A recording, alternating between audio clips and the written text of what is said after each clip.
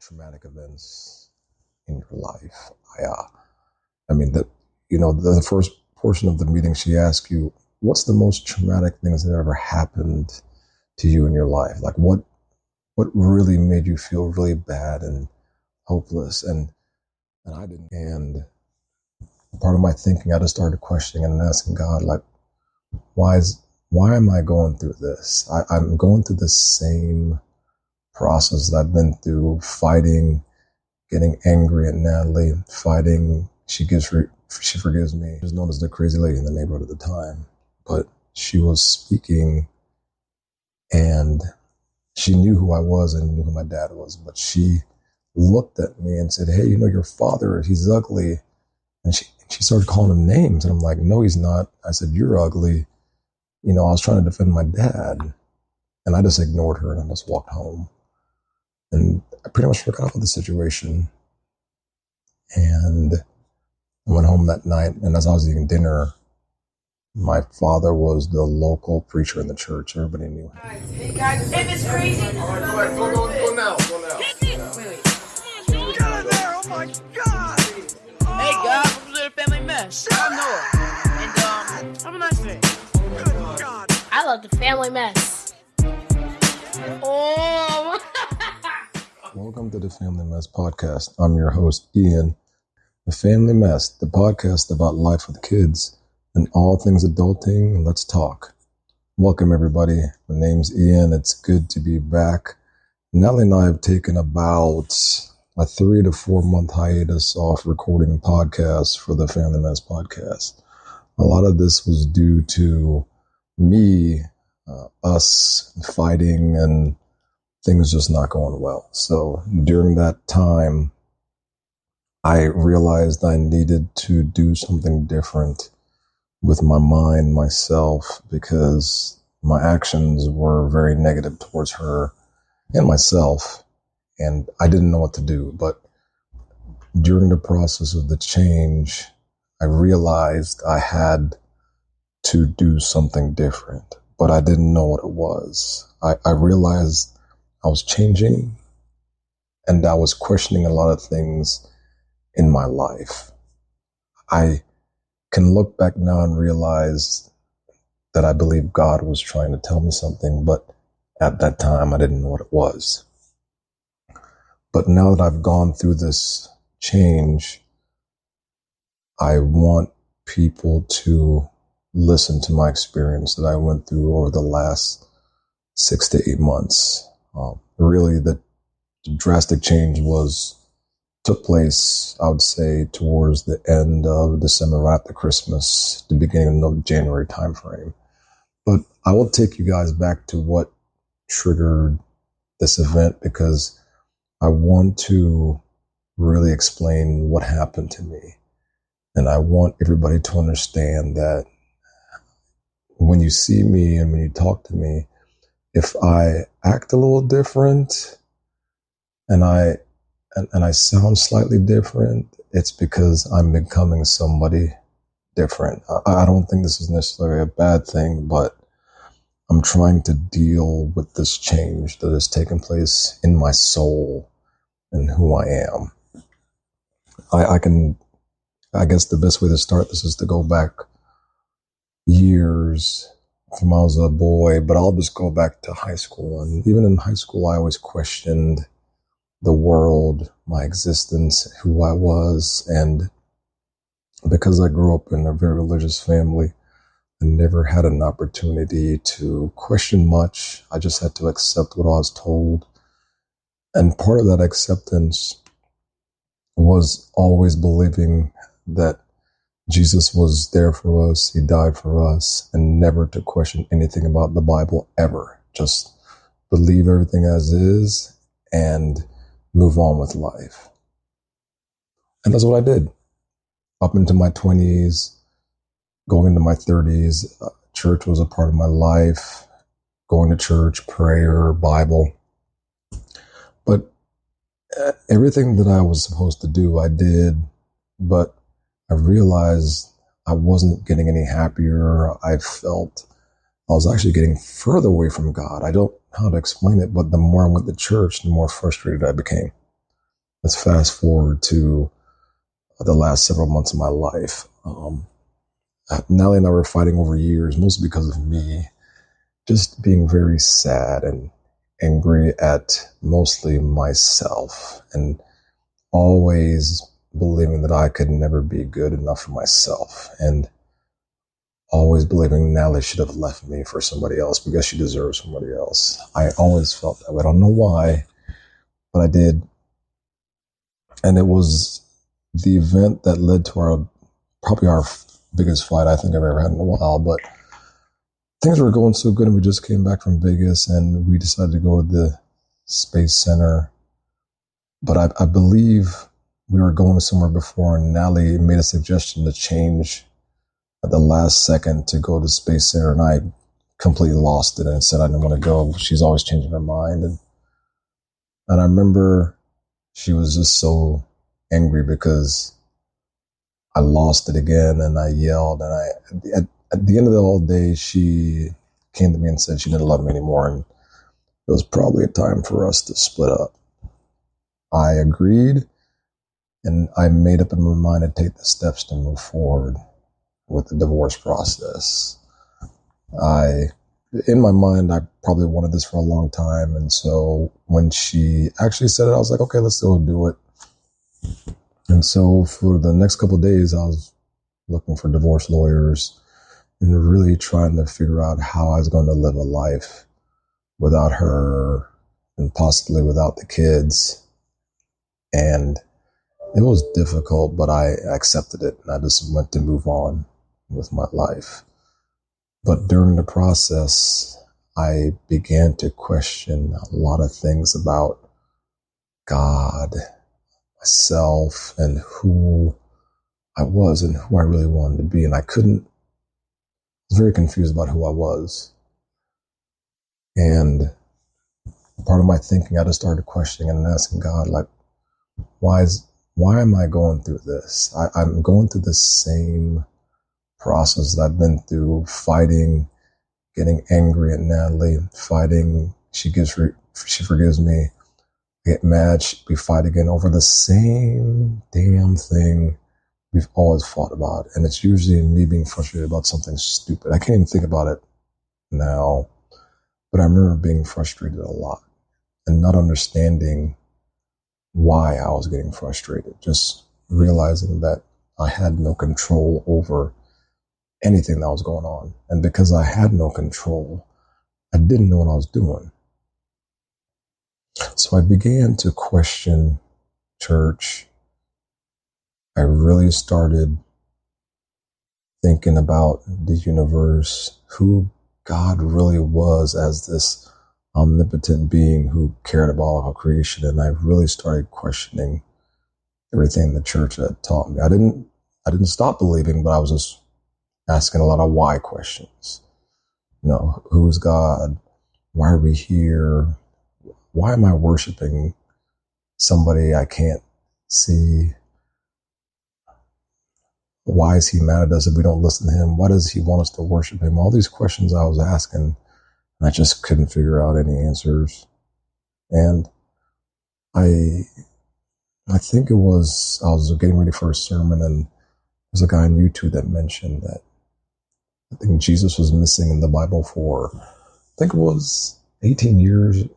I think it's known as the missing years of Jesus. And I never believed Jesus was missing for 18 plus years until I looked in the Bible and realized, yes, he was missing for about 18 years, and he shows back up as an adult with power, and he seemed very enlightened and open, and people started to follow him. And it's always bothered me a little bit that where was Jesus for 18 years, and who did he learn?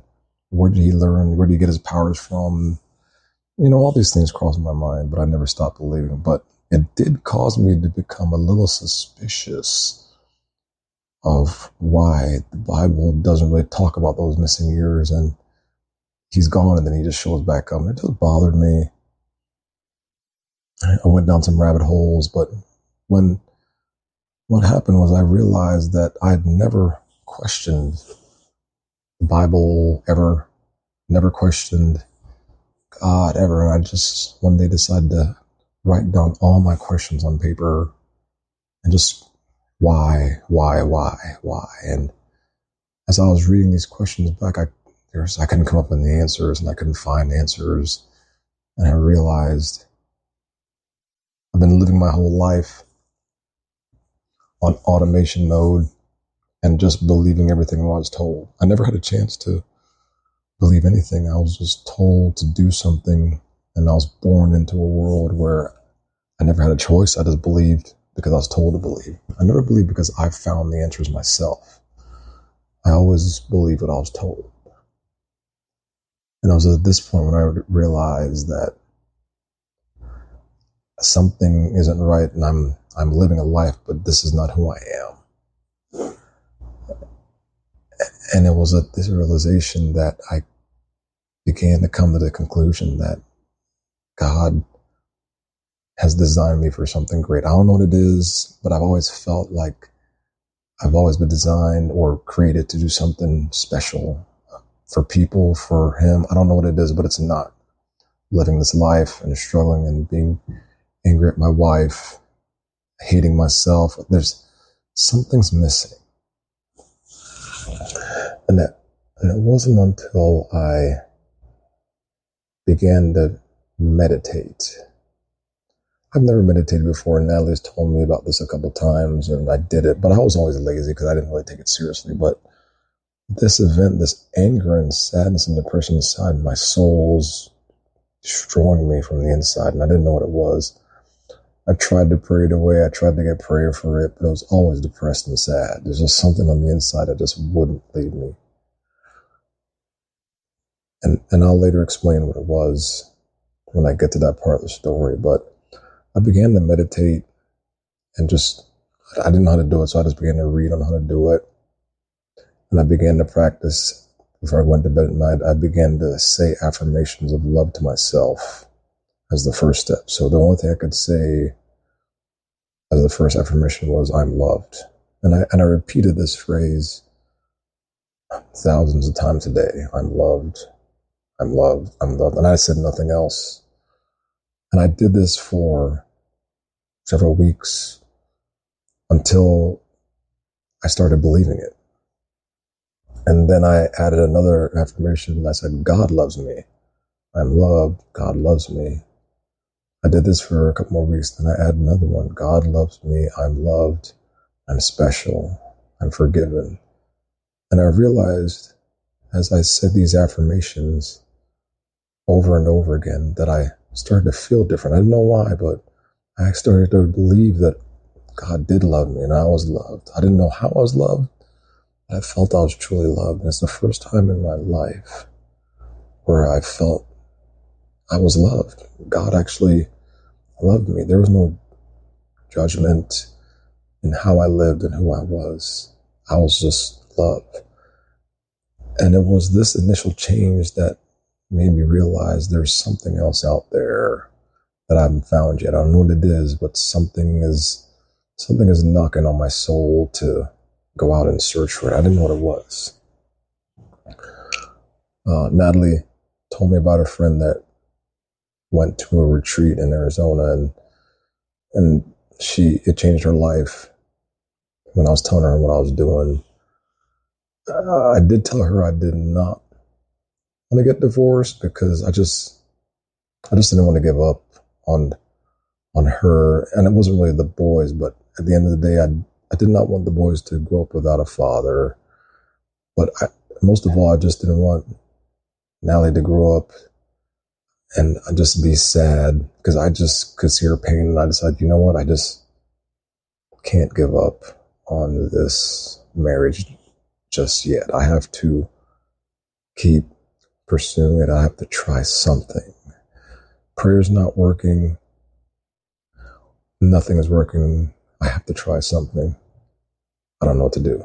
So I spoke to Natalie's friend and called her on the phone, and I asked her about her experience she had in Sedona in this retreat she went to. And I said, well, what did you do? What did you experience?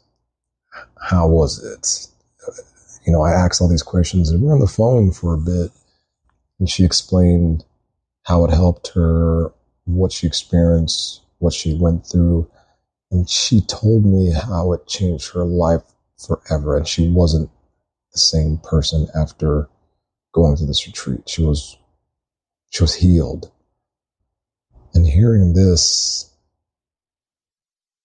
I was very curious about this process. So this process of healing trauma and pain, I was very curious about, because I've tried everything.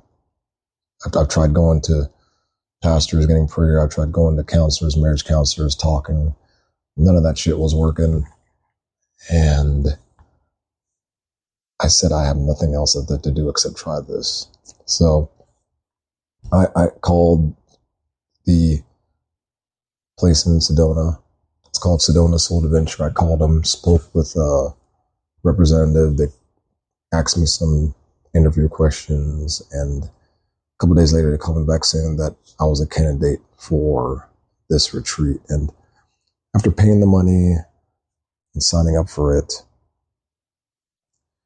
it just seemed like I wanted to do this, and I was excited about it. But at the same time, I was scared because I didn't know what to expect. And I've never done anything involving a spiritual reborn, anything that's outside of church. I've always been told that is demonic. That is not of Christ. If it's not of Christ and praying, it's demonic. So anything that's outside the Bible, I've never entertained, because I was taught that it's not, it's not God. If it's spiritual and it's not Jesus, it's something else. It's demonic. But I was so hurt from yelling at Natalie and just being angry and sad that I didn't even care about what anybody said about it being demonic or it's not of God. I just wanted to try something different because I was just so sad and broken. I didn't know what to do. I just very broken on the inside and just feeling really bad about myself. So I signed up for it. I did the interview questions, and towards the end of the year is when I planned the trip, and all these weird events started happening to me. It's almost like something was trying to prevent me from going out there. I had a work conflict at the first time I tried to schedule a trip. And then the next time I tried to schedule it, I had another conflict. And the third time I ended up in the hospital with dehydration. And it just seemed like something was trying to stop me from experiencing this change. And it bothered me because I wanted to change, and something out there was preventing me. I don't know what it was, but I was determined to get out there. So I finally made my way out to Sedona, a little nervous, but I told a couple of friends, and I hope they're listening to the podcast right now. I told a couple of friends that I'm going to do this. I'm a little nervous, but I'm going to do this because I want this change. I want people to listen to what I'm going through, and I'm hoping that they'll somehow use the information I've told them to maybe change or possibly look at changes in their lives. I don't know what it was, but I was willing to do it. So I finally arrive at the location. I have the itinerary. I rent myself. Now they helped me rent a little house, and I took care of everything. And I show up the first day to the site, and I got an introduction, and they gave me this weird stone. And I forgot what the stone was, but it was like an energy stone. And they said, everybody I met said the stone was special.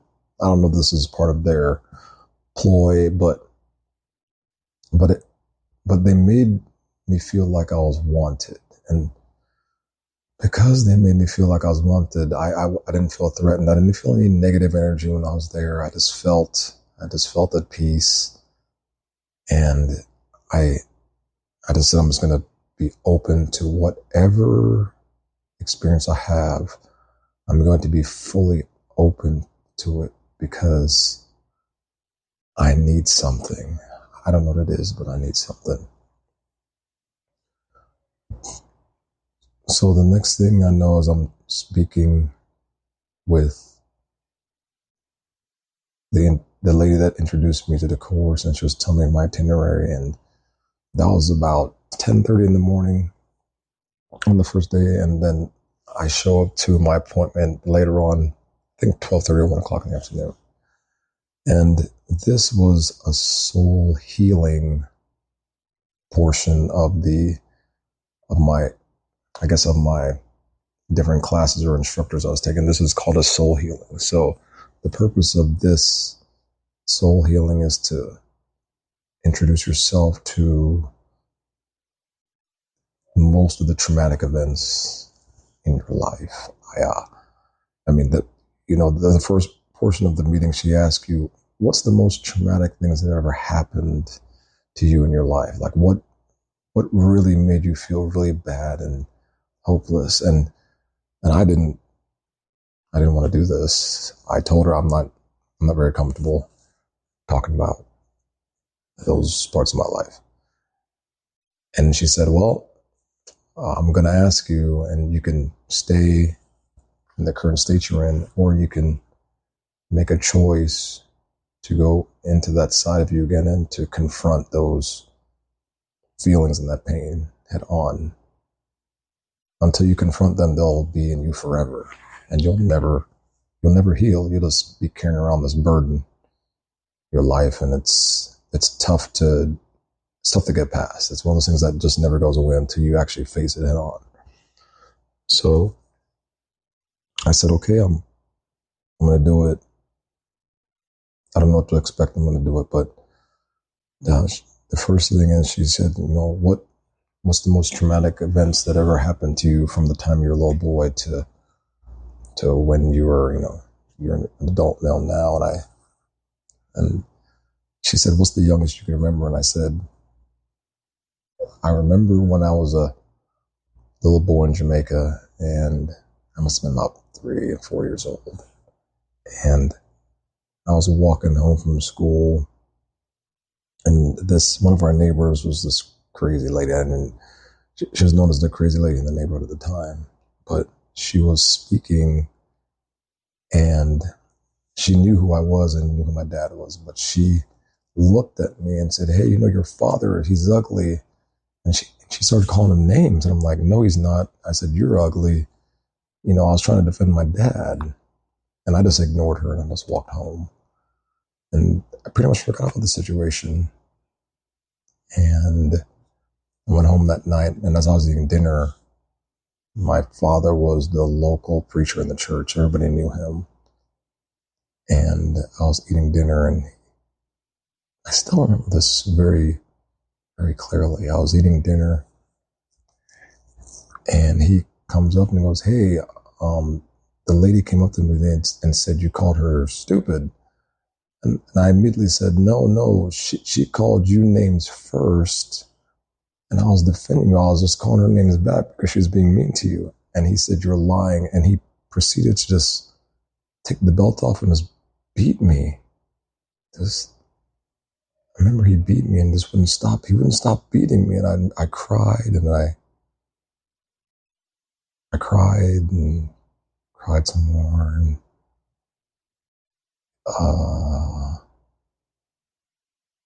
And I kept crying, and I didn't know what to do because I was telling the truth and told him he just beat me so much. I don't think I've ever been beaten. Even when I was older, I wasn't beaten that bad. I just sat there. I just didn't know what to do. After the beating was done, I just kind of sat at the table because he beat me at the table. I was literally at the dinner table when he beat me. I think he beat me in a chair. I never even left the chair. I was just screaming. And I just sat there. I just couldn't finish my dinner because I lost my appetite. And I think he came back. It might have been the next day. I was eating dinner, and I was at the table, and he comes up to me and goes, hey, I talked to the lady, and I found out that she was lying. I'm sorry I beat you, but I think the damage already was done. I didn't know what to do. So I just said, okay, whatever. And And as I was telling the lady this, I was just crying, just bawling my eyes out, because I mean, I can talk about it now, but at that time I couldn't say anything. I didn't know what to do, where to go. I just knew I just need to get away. The lady, my counselor, went ahead and asked me some more traumatic, moments in my life. And I told her, the funny thing was that I told her when Natalie first broke up with me. I said, that was pretty traumatic. I cried like a little punk for days.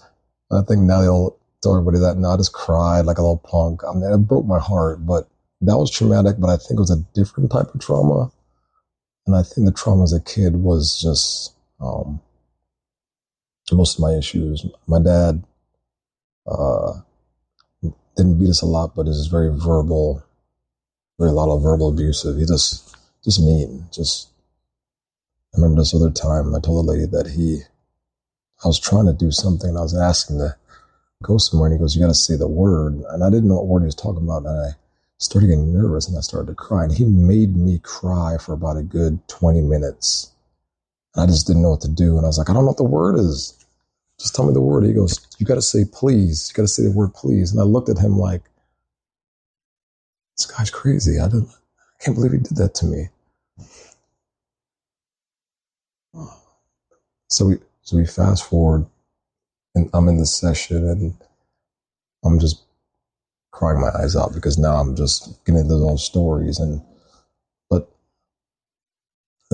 what I found out about this first session that was very profound to me is that I realized I was holding on to this pain, but it wasn't the adult Ian that was experiencing this pain. It was this little boy that was living inside of me that was experiencing this pain. This little boy Ian was experiencing this pain, and he was the one that was giving me these anger issues, these outbursts. It's this little boy inside. He just wanted to know that he just wanted to be loved.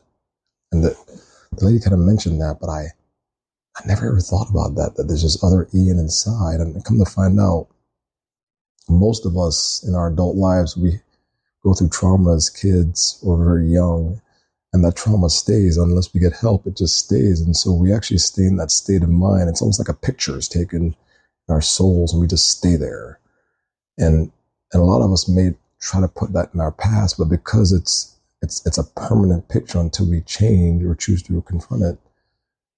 Some of us, those moments come out when we're anxious, sad, mad for no reason. Those feelings come out.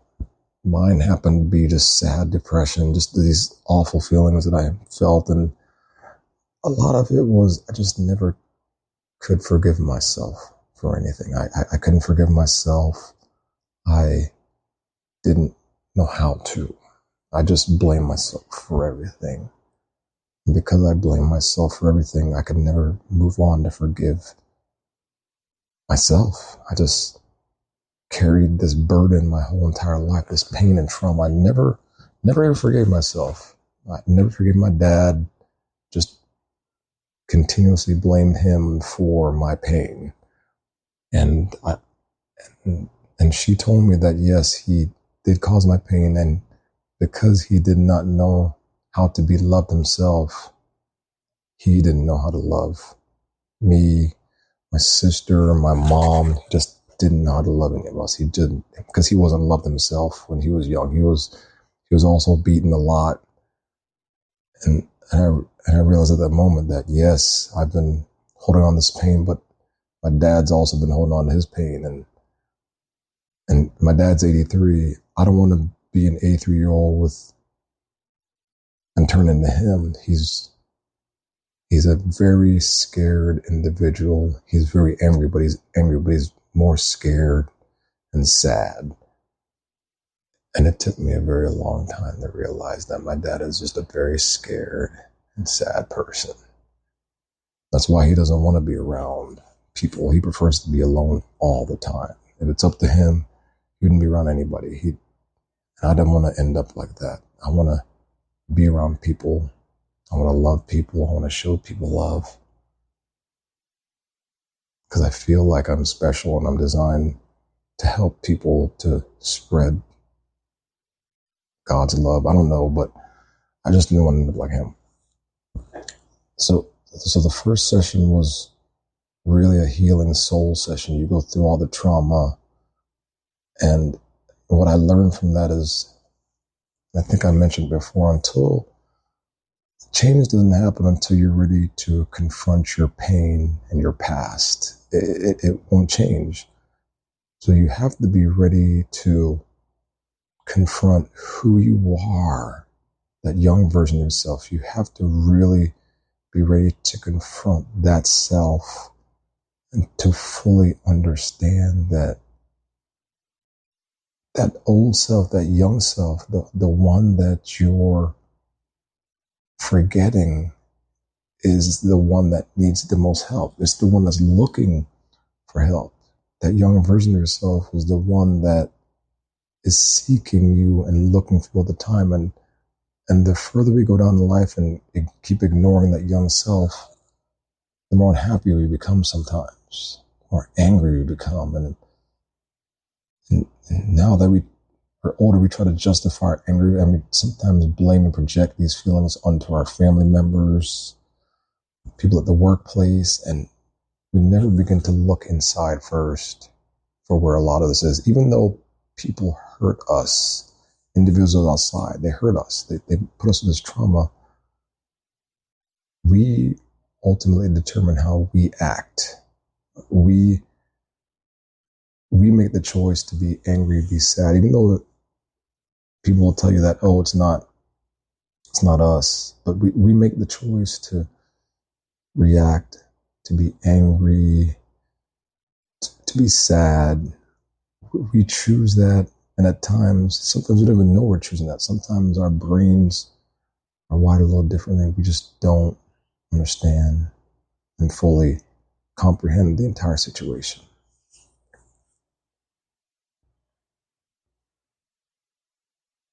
But after that first day, I realized I was on my way to this path, this glorious path of healing. And as I was experiencing this healing, yes, I was crying, but once I began to forgive this little Ian, and told this Ian that I loved him, and it wasn't my fault, I began to experience love again. I can't explain it, but something began to crack on the inside of me. I don't fully know how to put in the words, but something was happening to me, and I no longer began to hate my dad. And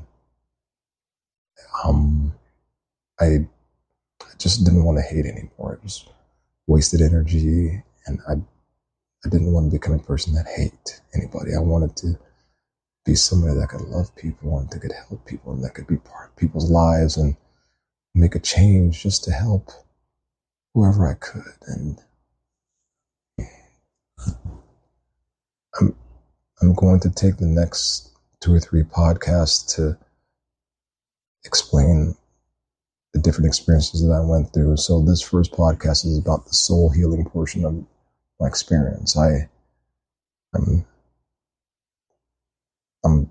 don't know how to put in the words what's happening to me. I'm still experiencing some of that now, but I'm a month out from the Sedona experience, and I'm much better than I was. I'm not as emotional as I was when I first got back from the initial trip.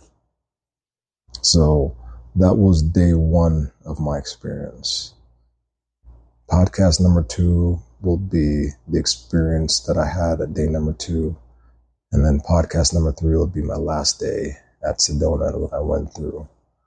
I'm hoping these rebirth soul podcasts is what I want to call it. The first 3 podcasts this year will be a help to anybody that's out there.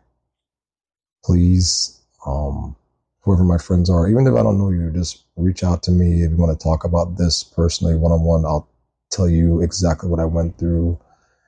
And, just talking about this will help. I don't know how, but talking about this, I think, is the best thing I think anybody could do. So that's all I have for today, everybody. Thanks for listening, and looking forward to doing podcast number 2. See you next week. Thanks. Get in there! Oh my God! Hey guys, welcome to the Family Mess. I'm Noah. And have a nice day. Good God! I love the family mess.